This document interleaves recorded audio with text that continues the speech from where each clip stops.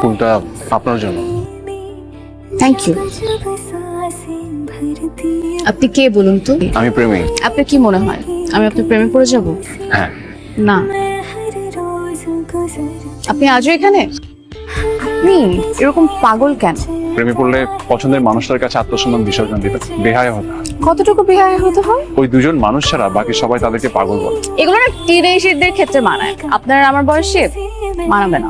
প্রেমে পড়ার অনুভূতি সব বয়সের ক্ষেত্রেই এক। আর যারা দ্বিতীয়বার প্রেমে পড়ে? আপনি যদি প্রথমবার কাউকে ভালোবেসে দ্বিতীয় কারো প্রেমে পড়েন তাহলে বুঝে নেবেন প্রথম জন আপনার উপযুক্ত ছিল। প্রথম জন যদি আপনার উপযুক্ত হতো তাহলে আপনি দ্বিতীয়বার প্রেমে পড়তেন। আপনার কাছ থেকে ফুল নেওয়া যাবে না। কেন? আপনাকে কয়টা কড়া করে কথা কি শুনিয়েছি, আপনি তো আশাই বন্ধ করে দিয়েছেন। এই নিন 30টা লাল গোলাপ।